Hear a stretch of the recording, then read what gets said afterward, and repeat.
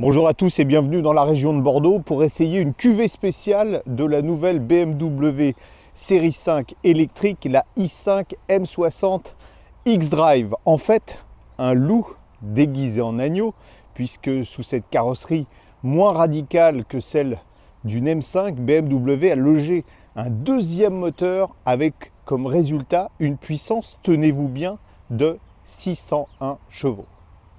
Qu'est-ce qui différencie cette version M60? Eh bien, pour commencer, la calandre avec les fameuses barrettes des museaux qui ne sont plus verticales mais horizontales. On a aussi, on ne le verra pas parce qu'il fait jour, un éclairage ici qui fait le tour de la calandre, du plus bel effet quand c'est la nuit.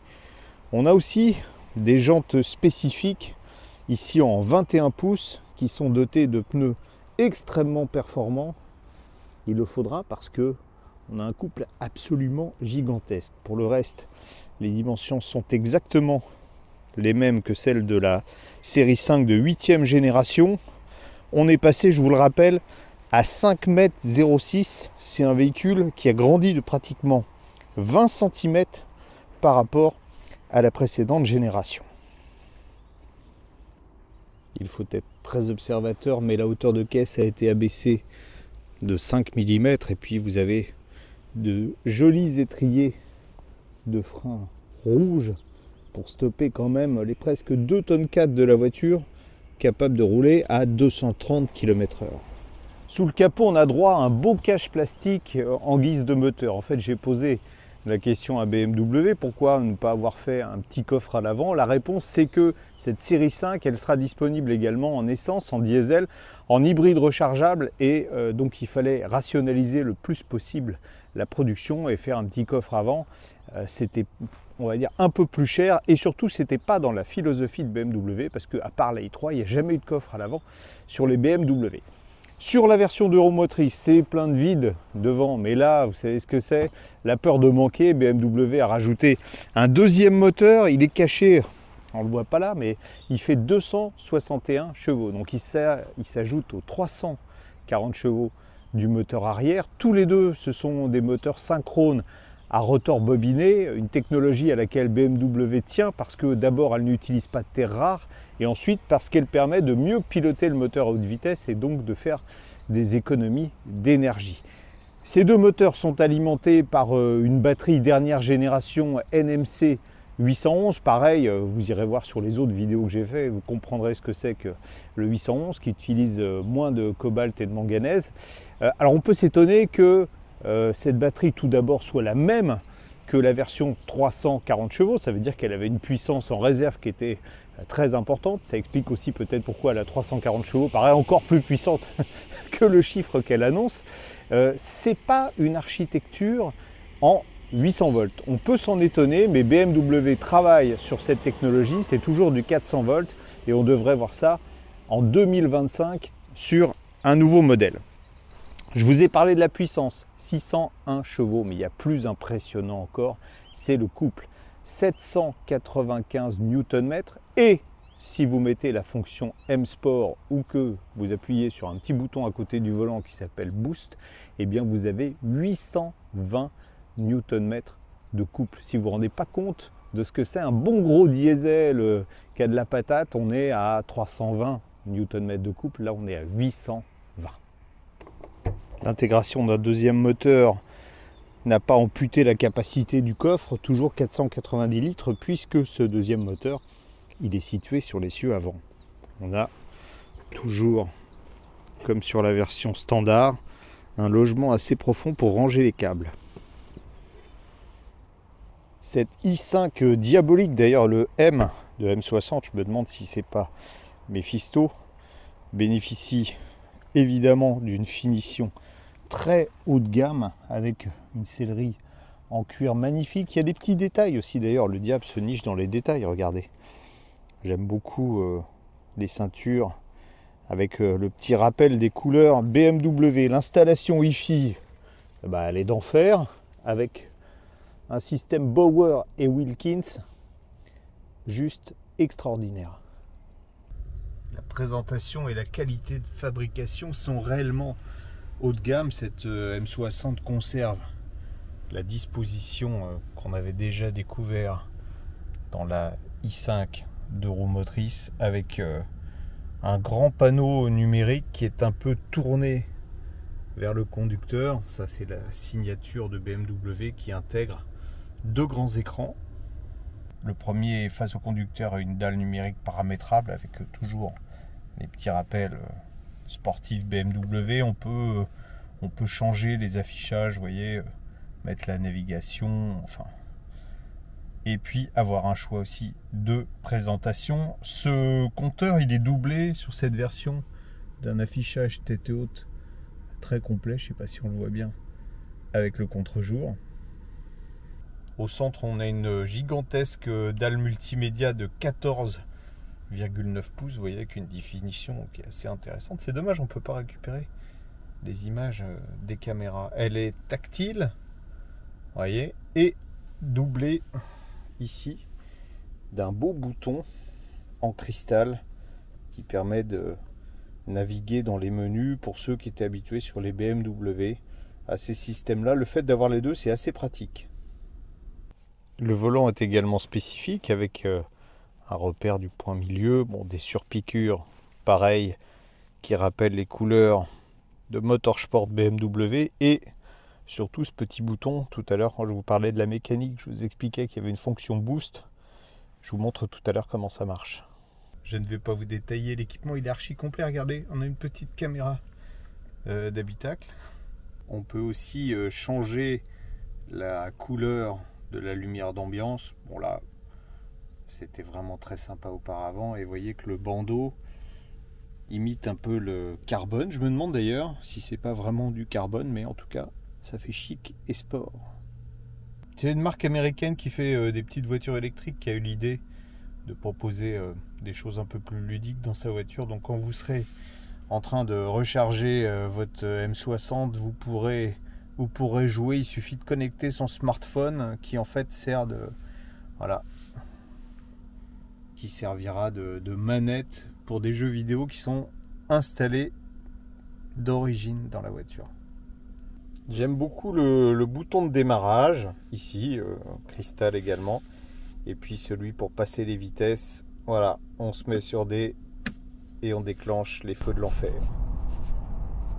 Je suis franchement surpris par cette i5 M60 parce que en voyant, agréablement surpris je précise, parce qu'en voyant la taille des pneumatiques, hein, on est monté en 21 pouces avec des pneus dont le flanc est haut comme ça, autant dire qu'il n'y a pratiquement pas d'air dedans. Avec la suspension rabaissée, je me suis dit ça va être infernal, et en fait pas du tout. C'est un confort ferme, mais c'est confortable. C'est ça qui est, on se dit comment les ingénieurs peuvent réaliser ce tour de force d'avoir une voiture, alors en plus qui prend pas de rouline. On va tester tout à l'heure en mettant les chevaux ce que ça peut donner, mais déjà si vous voulez rouler au quotidien avec cette voiture, c'est beaucoup plus confortable que plein de berlines d'il y a une dizaine d'années. Et ça, c'est la magie de la suspension active qui arrive à la fois à préserver le confort et offrir une tenue de route qui est tout simplement magistrale. Le seul bémol, mais là on dira qu'on ne peut pas malheureusement faire de miracle, c'est ça. Ça reste un peu raide sur les ralentisseurs, mais il y a des voitures beaucoup moins puissantes et réputées plus confortables qui ne sont pas meilleures que celle-là.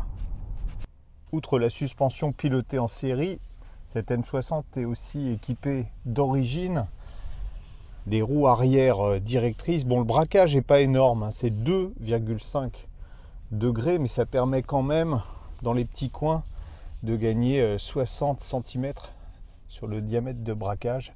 C'est pas négligeable si vous devez faire un créneau. Je vous rappelle qu'on a une voiture qui dépasse les 5 mètres de long. C'est réellement très agréable. Tout à l'heure je vous parlais du petit bouton boost qui est là. On va faire une petite démonstration. Donc j'appuie, voilà, j'ai 10 secondes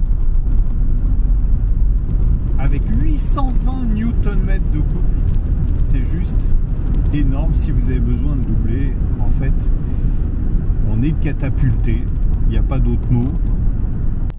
Si vous passez le monstre sur la position sport, là, en plus, on a un système optionnel à 4 500 € certes, de barre anti-roulis active sur la voiture. Ça devient un outil absolument incroyable. Je suis pas sûr d'ailleurs que une voiture de course d'autrefois arriverait à des performances comme ça.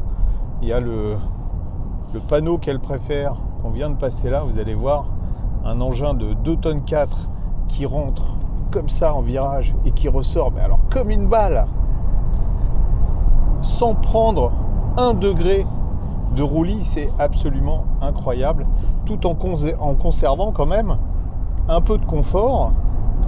C'est utile de le préciser parce que on n'est pas dans un tape-cul monstrueux. Vous avez vu ça, on se croirait presque dans une voiture de course. Le freinage aussi est extrêmement puissant, très facile à doser. J'ai réglé volontairement la récupération d'énergie comme si on était sur une voiture traditionnelle. Vous voyez, franchement, la décélération, c'est vraiment bien. 110 km/h sur l'autoroute pour tester le niveau sonore avec le micro d'ambiance de la caméra à bord de cette BMW i5 M60. On est à 63,7 décibels, c'est très bien parce que je vous rappelle qu'on a des pneus juste énormes sur cette voiture et on a quelques bruits de roulement qui remontent, mais c'est quand même un des modèles électriques les plus silencieux qu'on ait testé à ce jour. On va profiter de notre petit bout d'autoroute. Je me suis arrêté sur une aire de repos, je vais démarrer, regardez, et encore la chaussée est humide, donc on n'a pas la pleine puissance disponible. Vous avez vu, en fait le 0 à 100 est couvert en 3 secondes 8. Je pense qu'on pourrait là mesurer le temps qu'on a fait sur chaussée humide, je vous le rappelle quand même.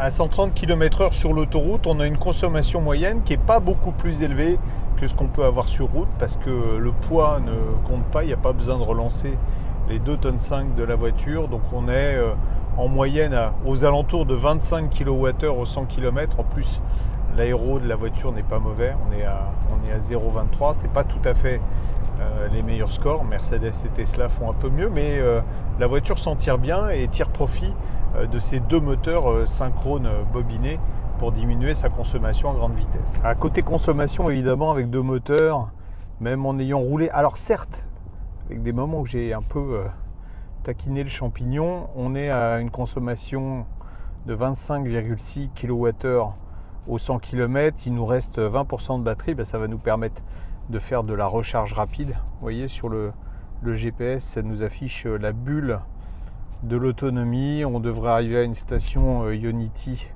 dans assez peu de temps. On verra si la promesse de BMW en allure de charge, c'est-à-dire 205 kW, et je vous explique dans le détail si cette promesse est tenue. Donc BMW nous annonce une charge maxi à 204 kW. Regardez, il y a 1 minute qu'on a commencé à charger, on est déjà à 204 kW. En fait, il y a des voitures qui ont une architecture 800 volts qui sont capables de prendre une puissance supérieure. Il y en a même certaines qui vont jusqu'à 350 kW. Mais en général, ce qui se passe, c'est que l'allure de charge, je vous fais le graphique, là, vous allez bien comprendre. En fait, ça charge vite dès le départ et ensuite, on a des paliers à la descente. Ce que fait BMW, ils nous ont expliqué, c'est que, alors d'abord, la charge monte très vite à la puissance maximale. Vous voyez, on est passé même à 206 kW.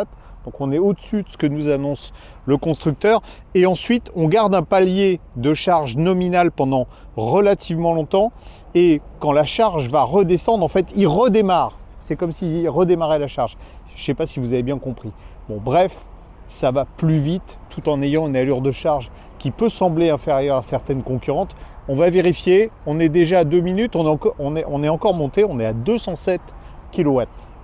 Voilà, l'allure de charge a baissé, on est à 142 kW maintenant, mais je suis à 39% de charge de batterie. J'ai récupéré 150 km d'autonomie en 8 minutes.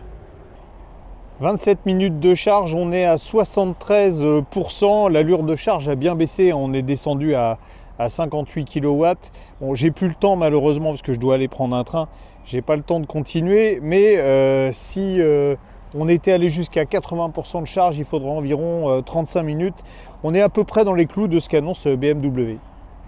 Quoi de mieux que d'être au milieu des vignes pour vous parler de ce grand cru de BMW. J'avais déjà beaucoup apprécié la version électrique de la nouvelle série 5. En ajoutant un moteur, évidemment, on fait grimper d'un cran les sensations quand on est au volant. Mais c'est pas ça le plus important. Le plus important, c'est que avec une fiche technique qui paraît très méchante, c'est une voiture très civilisée à conduire. Elle est confortable, elle offre une autonomie, certes qui n'est pas extraordinaire, mais entre 300 et 400 km avec des allures de charge qui sont suffisamment rapides. Le problème, vous me direz, c'est qu'il faut passer à la caisse pour se payer ce bijou qui est facturé 107 500 euros, vous avez bien entendu, 107 500 euros. Alors si je voulais faire l'article et que j'étais vendeur BMW, je vous dirais, écoutez, si vous prenez une 2 roues motrices, que vous rajoutez beaucoup d'options, vous allez dépasser les 100 000 euros. Là, vous avez déjà pratiquement toutes les options, la suspension pilotée, l'intérieur cuir, etc. C'est déjà de série, donc finalement, c'est pas si cher que ça. De toute façon, on verra assez peu ce genre de véhicule sur nos routes. C'est essentiellement le marché américain, le marché coréen et le marché chinois qui achètent des BMW série 5, même si en Europe, et ça c'est assez étonnant, c'est là qu'on vend le plus de BMW électriques, ça sera 50% des ventes sur le vieux continent.